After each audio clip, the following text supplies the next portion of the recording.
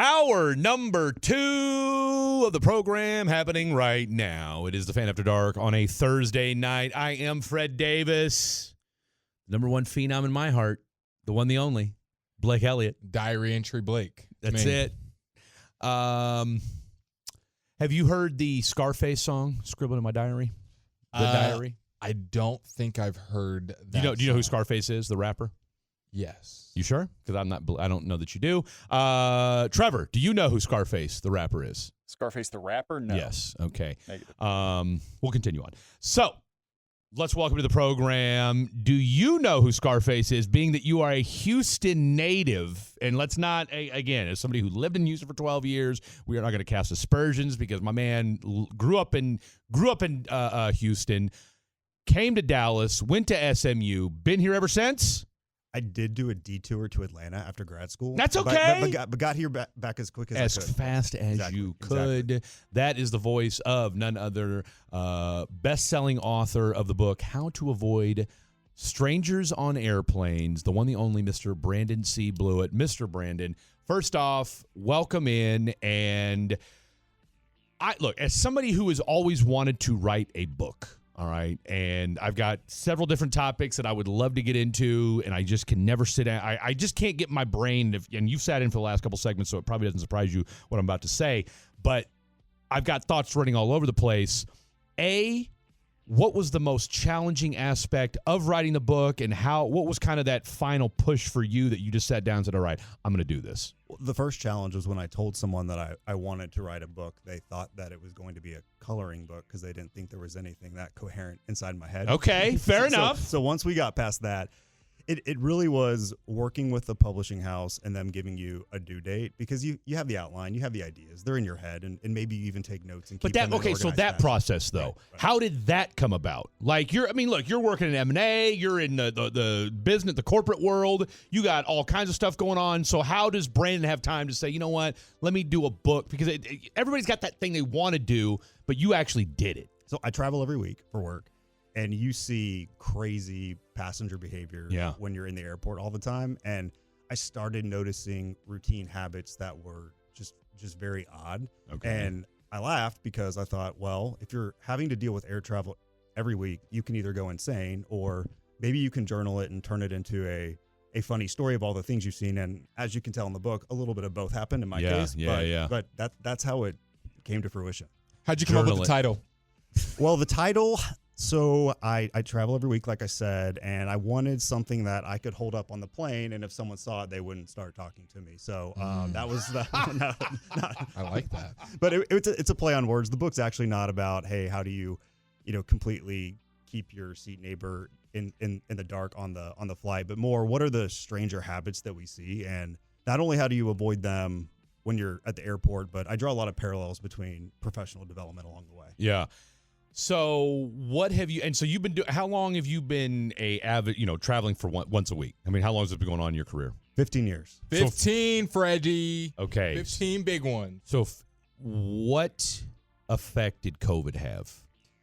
At first, it was great because the commercial airline schedules weren't consistent. So if you had to travel, we were getting to fly charter planes because they didn't have any customers. And so all of a sudden you didn't have TSA, you're flying on these empty planes. Yeah. And then as commercial air started coming back online, obviously the company said, we're not chartering planes for you anymore. Get back on the commercial aircraft. Yeah. But there weren't as many passengers. And, some of the airlines were blocking seats in between. So there was just a lot less chaos. Yeah. But as restrictions lessened, as more people felt comfortable, it kind of went back to the norm. Did it change though how people interact? Because I feel like this is something that me and Blake have talked about, where I just feel like, and look, as somebody that's done door-to-door sales, and this is outside, right? Like this is where people are, like you'll knock on a door, they'll pull their curtain out, they'll see you, right, and then go back inside, or just pretend like you're not even there, okay? And it's like, if I had a machete or a pistol in my hand, I could see why. But, and you kind of like, all right, well, this is where we're at now in post-COVID world. How did the interaction, because I would imagine that it's a lot easier to not talk to strangers at post-COVID. It is and it isn't. I think that at its height, people when people were wearing masks, there's a lot of nonverbal cues you can give with your eyes and with your mouth that can diffuse situations. And I think when planes were packed and you didn't have the ability to see somebody's mouth, that's when I felt the angst between passengers and crew kind of came to a head. I think that once there was a sense of normalcy, there's two things. There's the group of people that, hey, I don't have to talk to anybody anymore. And then there's people that were maybe so socially starved that, hey, I can be a chatterbox on the plane. I'm gonna flip it a little bit. Have you been to every state in the United States? As far as like airports, not like stayed a long time, but just been in the airport for, 10, 20, 30 minutes? I have not been to the Dakotas, and I have not been to Alaska. Okay, so that's fine. No Dakotas, no Alaskas. All those that are in there, how would you kind of categorize how different people act? Like California airport etiquette versus Texas airport etiquette versus, New York or up north or whatever. How would you kind of categorize those different places? So I think that there's two airports that stand out the most for I don't know what I'm doing when I go to the airport, and that is Las Vegas and Orlando, Florida. Not shockingly. Lots of people from all over the world that are coming there as tourists that are not used to going through TSA or going through the normal protocols. So expect long lines and shaking your head a good bit.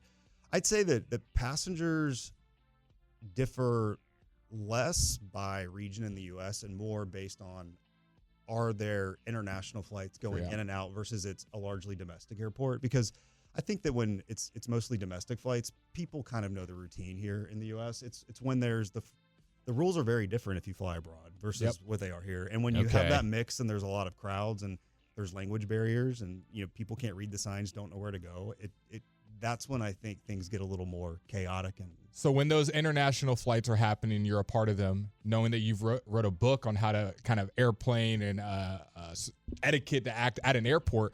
Are you judging them in your head? Are you like, man, they should read my book? Are you helping them? Are you helping them? Everybody should read my book. Are you helping them aloud? Are you a little more reserved at the airport? Are you ever like lending help? Like how do you act when you see the things that you talk about in the book happening in the wild? That's a great question. One thing that I have done mentally, because when you travel every week, you could let it get to you very easily. But we used to view airports and air travel as great people watching. And if you sort of change the mindset that this is a movie or a show, I'm watching this, that's not actually happening to me. Yeah. It's actually really entertaining to see some of the things that go on. And I know there's people that will say, oh, I don't want to go through a TSA scanner because it's, stealing my personal identity. Right. I'm like, no, what it's stealing is your spatial awareness, because you don't understand that you can't just stop in the middle of a moving terminal. Okay, I heard you mention that before. Explain what that means, and are you surprised that they finally let us walk through with shoes on? Because I actually got to walk through with my shoes on this past weekend, taking my son back. When people, the reason I talked about that previously was, when people get on a plane with a backpack, for instance, they leave it on their back. And it's like when they go through TSA, suddenly they don't realize that if I'm in a confined space like a plane, if I start turning around in circles, you're going to hit somebody. I'm going to start whacking. That's why I call it the backpack wrecking crew in the book, because you show up to a meeting with a black eye because someone decided that they wanted to turn sideways.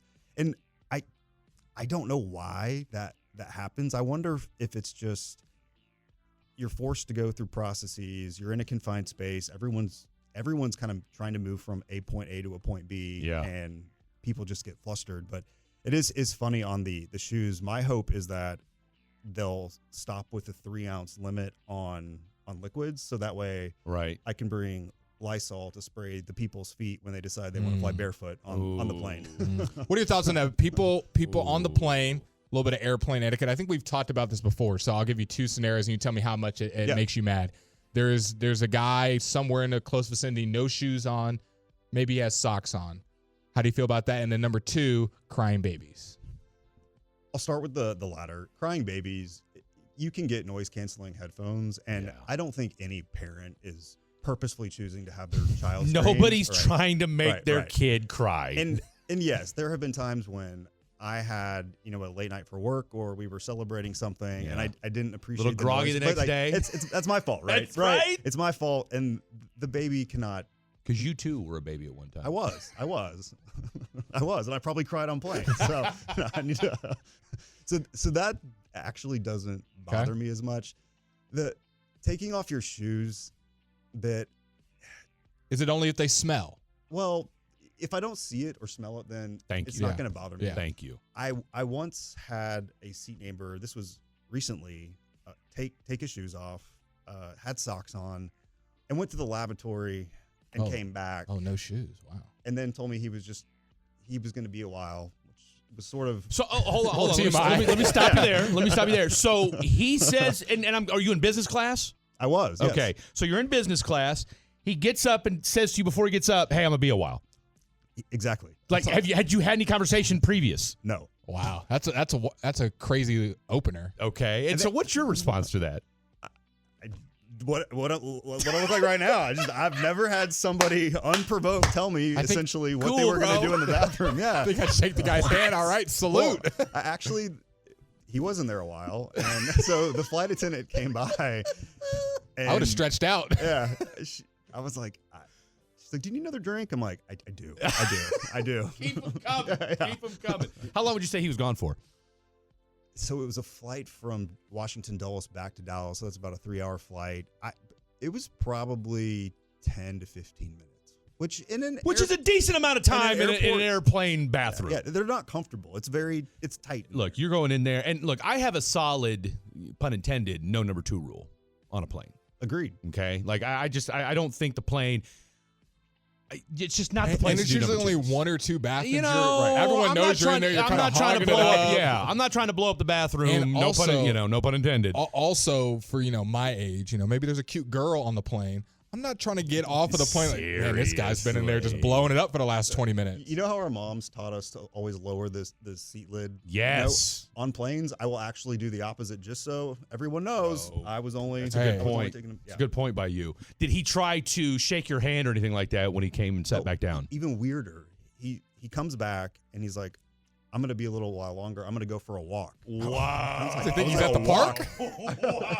We're on a narrow body jet, so there's only one aisleway. They've got to have carts in the aisle in the back, and I'm like, this guy's Just doing a little bit of a strut. Yeah. Okay, when you're sitting, where is your preferred seat? Aisle, middle. Okay, you're an aisle guy. I am Aisle too. guy. Stretch out. Okay, why the aisle?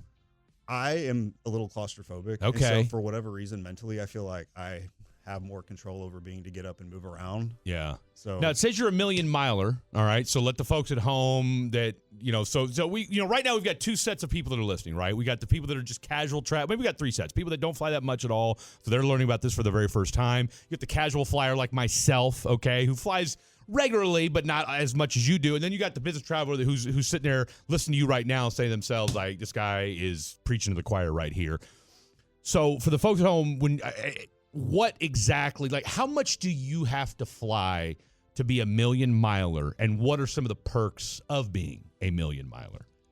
If the airline calling you to wish you happy birthday before your parents is a perk, I guess that is one of them. But that also could be a reflection of my parents. Just kidding, Mom. But it depends on whether you're flying internationally or domestically for business. So when I first started off in consulting, we were doing a lot of cross-global deals, multinational companies, GEs, DuPonts. Yeah. And so it's easy to rack up the miles when you're going to Singapore, you're going to Europe for work. But since 2018, I've flown almost 100% domestic. So it's a lot of dinks and dunks to get to a million miles. So I've flown 1 million miles with Delta, and then I've flown about 250,000 with American. Okay. For the average folk, that's myself included, that's going on a flight, say we're going to DFW Airport and we're, going to California. Yep. How early let's say the flight is at 1 p.m., how early would you get to the airport?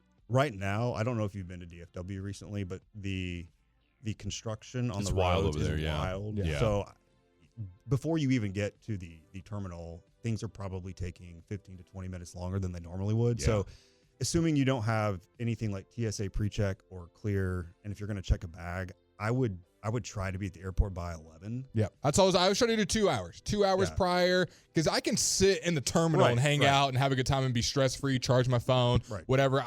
I've seen a lot of people on the internet, especially people my age, doing this whole airport theory thing where they're like not even getting in their car until 10 minutes before boarding and making their flights. I accidentally do that a lot because at work, on Thursday you want to fly home and you wind up not being able to leave a meeting until, but it is never fun thinking, I'm going to miss this flight. I'm going to miss this flight. And I have all the apps to see that all the flights after this are completely stacked. Yeah. And so I really don't want to stay in this place one more night. I want to go home. Exactly. Is standby a good option? I've also seen that being a trending thing right now. People waiting on standby. Honestly, if I'm being completely honest, I don't even really understand it. Is it a cheaper ticket if you're standby? You don't. Well, unless you're up, I was going to say unless you got the buddy pass. Right. So if you have a friend that works for the airline, you can get a buddy pass to where you're flying non-rev. So if there's space available, they'll put you on the flight. And I think those are. There's a lot of anxiety in that, though. Like, are you packing for a trip you may not go on, or are you just waiting for the flight 20 minutes later? Yeah, that's exactly it. But if I were to say I'm in New York and meetings end early and my flight's 7 hours later, I could list standby on an earlier flight. But the way that they rank you is based on what's your airline status, how much did you pay for your ticket, and then also how much is your schedule going to be impacted. So if there's someone that's, hey, if we don't get this person to Dallas, they're not going to make their flight to Sao Paulo, like I would get booted from the flight before they would. So it's a, I don't know the exact science of math, but they do factor a bunch of things in. All right, hold that thought. We're going to go to break. I want to ask him another one. No, we got plenty more questions. We got plenty more questions because plus I want to talk a little bit more about the book. And look, college football's we were talking about this during the break. We're 9 days away. Okay, we are 9 days away. Christmas is here. What's that? Christmas is almost here. Christmas is here. No, Thanksgiving, okay, which is a bleep show, as you guys all know. So we got a lot more to get to. Brandon blew it. How to avoid strangers on airplanes, as well as plenty of traveling tips. And plus, I've got a couple questions as well, just about the process and when it comes to writing a book and just kind of what has the reception been like as well. So lots to get to. Don't go anywhere. This is A Fan After Dark. What a read. My God. Trevor, the creator. I'll tell you what, we need to get him a first-class ticket somewhere. You know what? We didn't let Trevor ask a question. I think we should let Trevor get a question. Let's go. Trevor should get a question this segment. We hogged the mic. Well, and Trevor, I feel like has some travel questions. Trevor, I could have a couple of ask away. questions. Okay, go. That's your chance. All right, so I had actually one of my very good friends. He told me a story the other day about a service dog that was on a flight, and he did not think that it was an actual service dog, but the dog evacuated his bowels. Ooh, wow! In the seat behind him. So literally, like the dog was freaking out the entire flight, and about an hour left. So I guess what question I would like to know is, what would be if you were in that situation? What would you like in return for having to withstand an hour and a half of flight of a dog evacuating himself behind you? That's tough. I think if you don't fly every week, you could easily demand miles or some type of refund for the flight, because that's disgusting. Yeah. I don't ever want more miles because I don't need an excuse to ever be on a plane. Seriously. but I think that is definitely a situation where I would call the airline and ask for some type of compensation and never accept the first offer. There's keep That's a good rule just in business. Yeah. That's going to say. Yeah. So real quick, peel the curtain back a little bit on what you do professionally when you're not writing books about not talking to strangers. So people say Darth Vader because I work in private equity M&A, but that's okay. a very. Are you guys taking over all the HVAC and roofing companies in America? Paving. Okay. No, I'm very fortunate. We've got a great CEO. We do not fire anyone when we close. We like to leave the local branding intact. We're usually adding heads because they run really lean businesses, but that's why I'm on the road is I'm scouting and sourcing. So how do you okay, real quick, look, I could take this conversation so many different ways.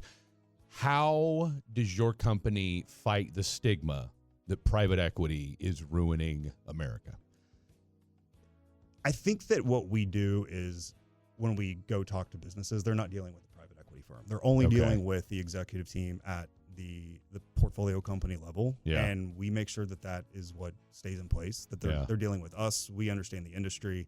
And I think that when you have a track record of not firing people, our roll-up strategy is not a cost-saving exercise. It's all about growth. We're giving these businesses the capital to go out, buy more CapEx to, form new locations. We have businesses like actually grow the small business, right? Because exactly. that's if that's one thing that, and look, I've done roofing now for the last 2 years, and the one thing we keep hearing is that, private equities come in, and we've heard this on a number of different occasions, where private equity comes in, flushes it with cash, and then immediately, starts cutting people, and then, customer service goes down, but it's all about turning profits and what have you. So why have more folks, or why do you think more companies haven't been able to adopt the model that your company has? I think it depends on the firm and who they have leading the organization. Okay. To be honest, I think that, look, one of the things that I lead with when I talk to companies is I'm pretty sure you can tell I'm not from the paving industry, and I'm not going to tell you how to do your job.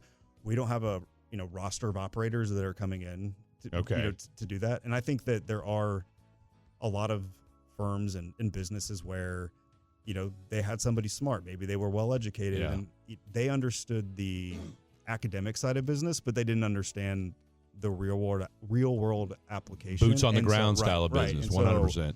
I do think that you're seeing a trend where keeping things more local is starting to pick up in popularity. And then you got, just the reality is not all money's good money. Exactly.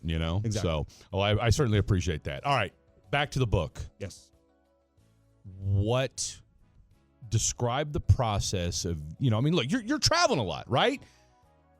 When did you find time for writing? What was your schedule? Like, how did you, because obviously you seem like a very regimented guy, right? Obviously you work out, so I'm guessing that you're a routine-based dude. How did you create your routine for writing a book, and what was that process like for you?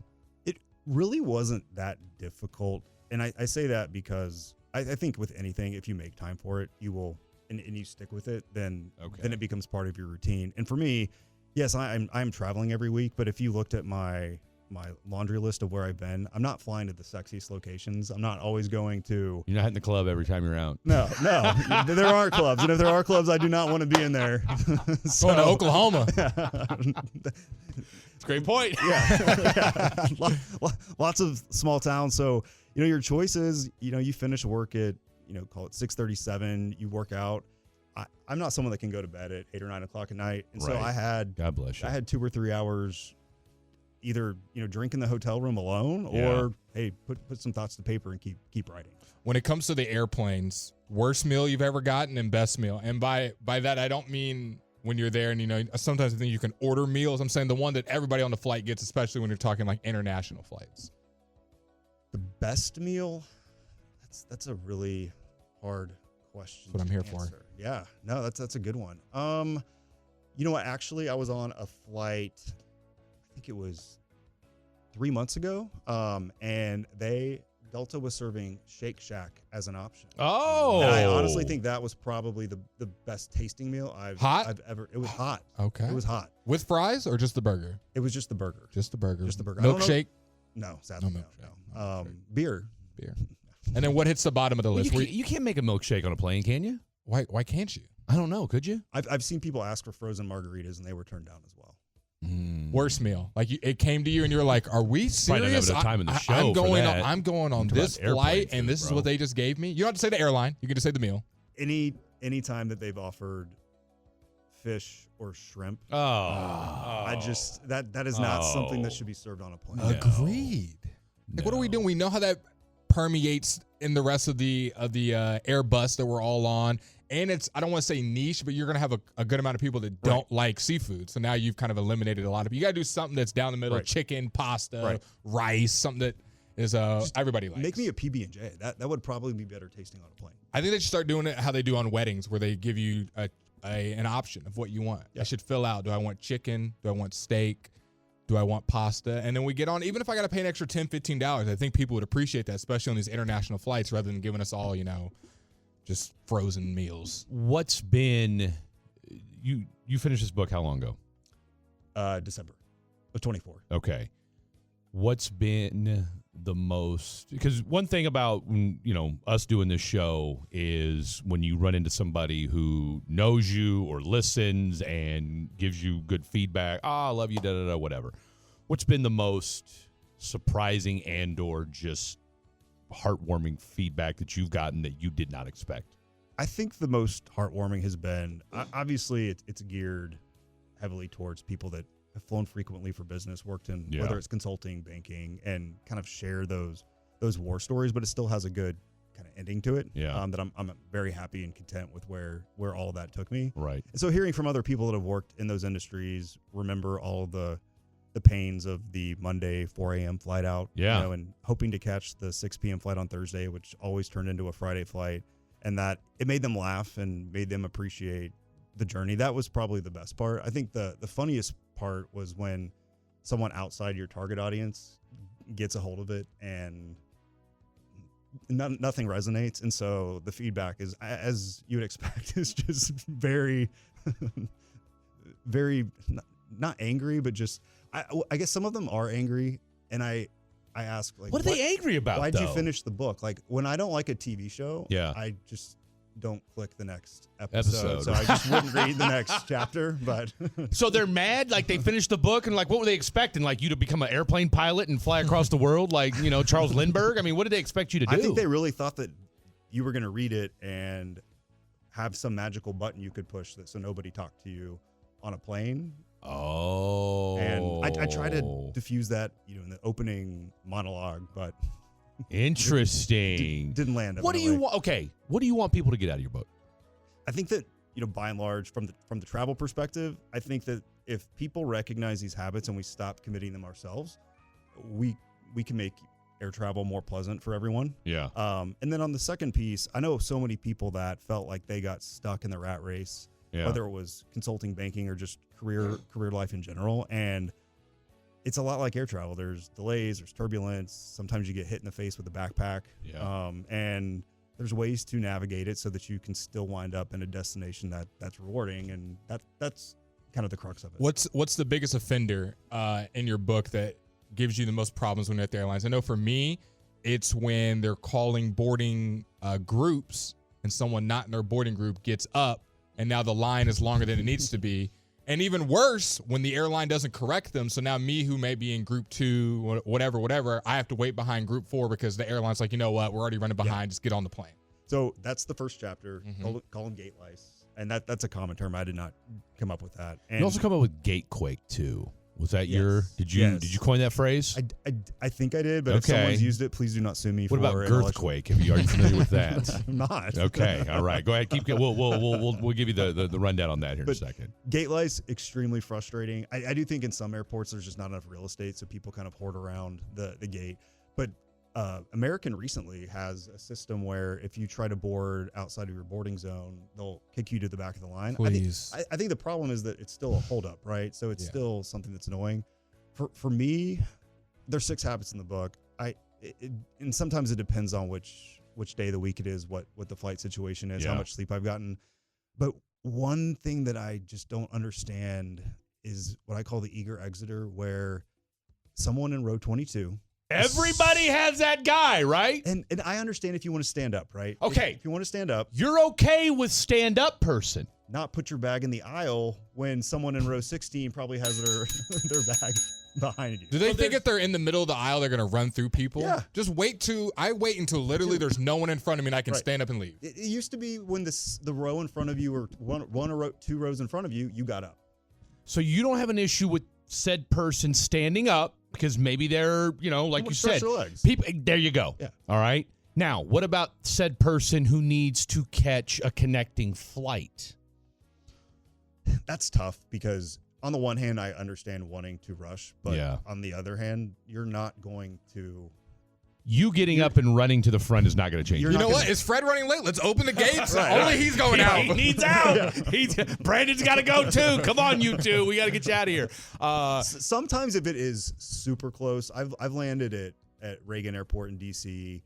and they have 2 people on the plane that if they don't make their connection, they're not getting to some random New England town, and they've told everyone, please stay seated, and those 2 folks darted to the front of the plane. Yeah. But when everyone's delayed or someone's like, I have a tight connection, but the aircraft got there on time or early, I'm like, you should have factored that into your to your ability to get to the next gate. The plane's going to be running behind. When is a plane ever on time? That's a great it's an point. Airbus. It is. All right. What's been the best part about this? Because look, you've been on. I mean, you've done. And look, God bless Annie for getting you on the show with us.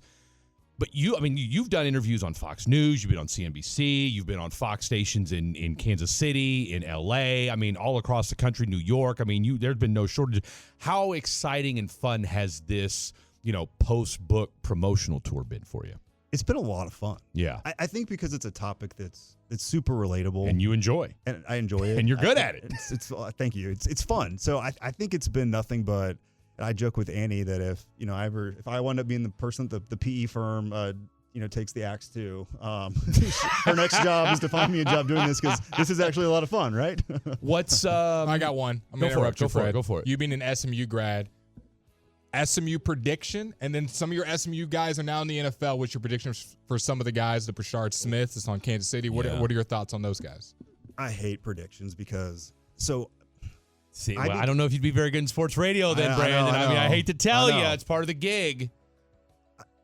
I think we're going to go back to the ACC championship game. Okay. I don't necessarily know what the record's going to be, but Jennings. In Kevin Jennings we trust. Yeah. Now, the reason What's that y'all's I'm NIL budget right now, by the way? the limit does not exist. Okay. SMU fans right now loving to hear that. Listen, and now it's legal is what NIL stands for. So you guys were just ahead of your time. We were. You guys were just about 40 years too soon to the NIL world. Exactly. And the reason I'm hesitant to give predictions is I started school at SMU in 2001 and graduated in 2005. We won 10 total games my 4 years there. I attended every home game, and was that June Jones before? No, it was Phil Bennett. The all-out screaming. Here's the thing about Phil Bennett. Phil Bennett's a great D coordinator, not a good head coach. I'm not going to. I can say it. Don't worry about it. I mean, it's okay. Now, June Jones, he came after that, correct? He did. Because he came from Hawaii, right? Correct. Okay. Correct. All right. And that was a nice little renaissance, but I think that with the move to the ACC, you just see the difference in attendance and students, alums, and just random bystanders.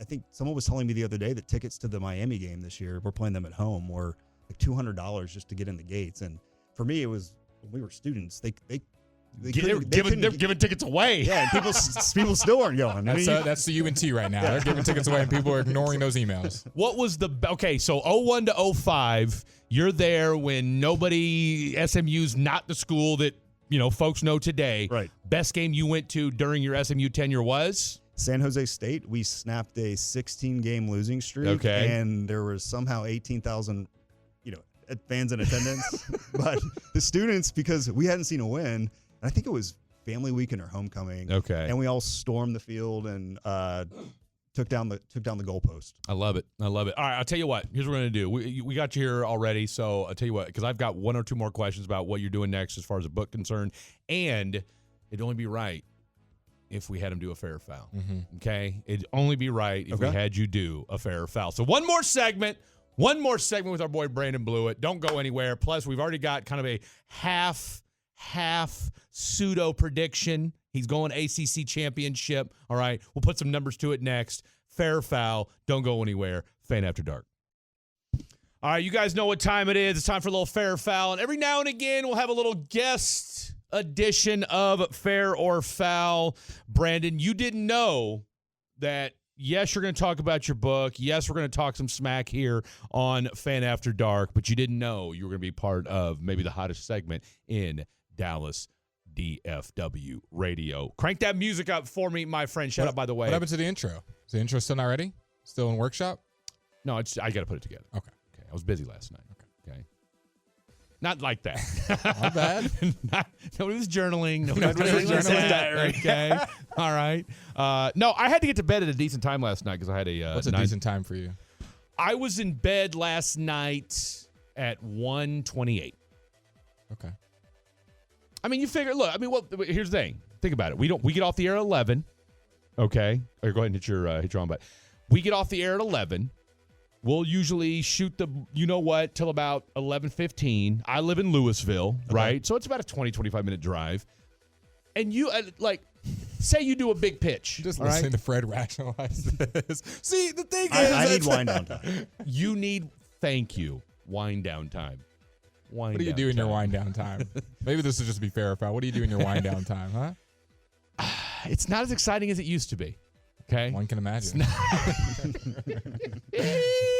Here we go. That music only be when they out. Time for a little fair or foul. All right. Luckily, you two have tremendous hair. All right. So let's get that out of the way. PRP. And Trevor. Trevor's got great hair, too. We're 3 for 4. Fred's don't add me in just to add me in. Come on. No, you have good hair. You do. You got good hair. Okay. Well, thank you. Facial hair, TBD, but All right. nonetheless. Get him back, Trevor. Don't let him say that. Oh, you're going bald, nerd. Oh, he said you're going bald. Because then it'll just say that I I know. dress in cosplay, and then I'll be like, all right, yeah, I can't defend that See, one. like he just threw that out there. Who needs That's to? what I'm saying. I He's get going ahead to of it. I just self-deprecate get ahead of it. himself. That's what I'm Okay, saying. he's going to I get ahead of self-deprecate it. himself. All right, so here we go. A UK employee. You been to the UK? I have. What's the airport like? London Heathrow. I've only been to London Gatwick. I don't think I've either only been to Heathrow or Gatwick because one was not open to the US. Okay, good or bad? It was fine. Just okay? Yeah. Okay. A UK employment tribunal has ruled that calling a man bald in the workplace constitutes sexual harassment. The decision came after judges compared baldness to physical characteristics that are inherently related to sex, citing that hair loss is far more prevalent among men.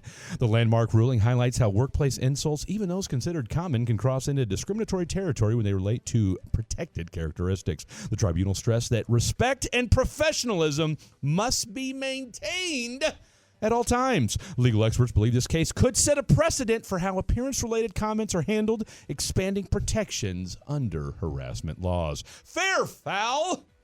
High court rules calling a bald man is sexual harassment. We're getting soft, man. Granted, this is the United Kingdom, not here in the United States. I was going to make a joke about who sent that rollover, but I don't want to ignite the fire anymore here on the fan. Who sent that rollover? Rule. Oh. Rule. Again, it's the United Kingdom. I know. So what do we care? I think it's foul. Okay? If you're bald, you're bald. All right? As my boy Henry Thomas would say, fire them before they quit. So in the United Kingdom, is there other things you're not allowed to say? Again, I don't know. We're basing this off of whether Sexual harassment feels a little much, though. I feel like it's the wrong word. Now, I'm not saying your fault. I'm just saying that in there, it feels like it would just be maybe workplace discriminatory.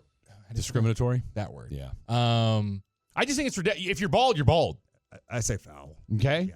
Yeah. Love where your head's Also, at. what about people that purposefully shave their head? Yeah, like exactly. Vin Diesel, I mean, in his prime, Vin Diesel. I mean, I'll tell you what, Jason Statham. Yeah. So you mean to tell me, by the way, legendary Brit, calling Jason Statham bald is sexual harassment? You're going to get a swift roundhouse kick to the face is what are you you're going to supposed to say then? Just lack of hair? Hey, man with no hair. I think they're trying to How are you doing? What's disparage people from even saying Trevor, anything. do me a favor in the back. Look up synonyms for bald, for what we can call hairless. Hairless is up there. Hairless. So I guess if you fair foul. If I say fair. You know what? I think we should be nicer. You know what? And the UK is making the right step. After last night's fair foul makes all the sense in the world. All right, real quick. We got about 3 minutes left here in the segment. What's next, book-wise? Book-wise, are you done? I don't know. I think that if what happens between now and say the next 3 or 4 years career-wise, maybe it's enough content. But I put a lot of what happened from the time I decided what I wanted to be when I grew up to what's happened today and in the book. So I don't know. There's a whole lot more to expand. Let me ask you this: outside of being able to do fair or foul here on this radio show, what exciting opportunities that you never thought you would have? I mean, outside of being on TV and stuff like that, what's been the best? What am I trying to say here? What's been the best thing about doing the book that you've gotten to experience? What's been the best experience since writing the book? I think it's the opportunities business-wise where that's the word I'm looking for. Opportunity. Right. Hello. I think it's Christmas. There's been a lot of going on some of the M&A podcasts, talking to other leaders. Yeah. It opens a network that you probably wouldn't be able to tap into had you not done something that, hey, you took the time to write a book. And that doesn't mean that people will necessarily think that it's a good book, right? But the fact that you did it. You did it. You took the time when a lot of people say they want to do it. I think you should do it. Give us an airport hack. All the people listening right now, whether that's bring snacks on the plane, noise canceling headphones. What's something that you do as a frequent flyer that all of our listeners should do when they're going to different college football games this year? Thank you for that. What's a couple airport hacks, or maybe just one that stands out? I'd say always pack snacks because you're not you when you're hangry. Ain't that the truth? The snacks at the airport are so ridiculously overpriced. Boy, they are, aren't they? But I think the most important thing, if you absolutely have to make it somewhere, always take the first flight out in the morning. I know it sucks to get up that early, but that plane came in the night before. So any issues with maintenance, with crew timeouts, that's all going to be resolved. Yeah, right. So, go to bed a little early. Yeah. Or As long as you don't have power through. Denzel Washington from Flight as your pilot, you should be okay. See, if that was me, I would just power through. I would just not go to sleep that night and just sleep on the plane. There you go. Boom. Yeah. Done. Look at you. I'm smart. I'm freaking flag. I'm in my 40s. I can't do that anymore. Boy, I know did that's it back in the right. day. Someone said phallically challenged. Your follicles? Yeah. Is that follicles? That's foul. That's foul. Follicles? Just call him bald. You know what? If anybody that takes offense to being called bald, we're not friends. So are we not allowed to call it the bald eagle anymore? Is that Well, we can because it's the United States. In UK, that's that's The UK. That There's a lot of used- things you know, can't say that over there. used to be a George proper Washington country. solved that. So, That used to do be you- a proper country. do you think you can call people fat in the UK? Of course you can. But you can't call them bald. Dude, they crack down on a lot of stuff over there. Have you guys ever seen Taskmaster? You know what that show is? Anything? No. no. Okay. Well, then there goes all anything that I could have fair or said. foul there to watching the add show to that. Bro, Taskmaster. Go look up Taskmaster. That show, they make fun of people. There's 5 comedians and they do weird stunts. It's phenomenal. So go look it up. Go check it out. You just rip an ad? Go watch Use the show. promo code Trevor. Go watch the show. It's For more information, you can phenomenal. text me later It's on great. in And the it's dry show. British humor. It's phenomenal. I don't care what anybody says. Where can folks find the book? And if they want to know more about Brandon Blewett, where can they go? Absolutely. It's on Amazon. It's on Kobo. It's on Barnes & Noble. And then if you want to find me, I'm Brandon in the Air on X and on Instagram. And then my website is brandonblewett.com. Beautiful, beautiful. The one, the only, Brandon Blewett. Shout out to our girl, Annie Hoffman, for making this happen as well. Look, when she suggested it, I'll be honest, the first thing I thought, I was like, I don't know, because I was like, man, a travel guy on a sports radio show, and then we talked about it a little bit. I dug into your stuff, and I was like, look. Then I saw your interviews. I was like, you know what? Let's just have some Look fun. at us. Let's just have 3 some segments fun. later. And I Boom. live 3 blocks away. So See, I'll tell you what. I love it when a plan comes together. Mr. Blewett, fantastic stuff. ACC championship. yes. By the way, You know what? We're going to go at least 11-1 regular season. We're going to win the ACC this year. SMU Mustangs. Oh, last thing. Can't get you out here with this. Cowboy or Texans fan? I'm actually not a big NFL guy? Yeah, so I grew up in Houston when the Oilers left, and then I was an SMU and an Ole Miss fan and an Astros fan, and so when the Texans came online, I was like, I don't need any more grief. Yeah. And so I You really did say get into Astros, though. well, they've gotten a little better, but when I was growing Don't up, tell that they to were Ranger a little. fans. Don't tell that to Ranger fans. won't. I mean, look, I've got a. Oh. Okay, shh, don't say anything. Don't say anything. What are you at on the socials? Instagram is Brandon in the Air as well as X, and then Brandon with some underscores in the air as the YouTube channel. Beautiful, beautiful. Give them a follow. You will be glad that you did. Coming up next, let's take a trip around the National Football League. Lots to get to. Don't go anywhere. It's Fan After Dark.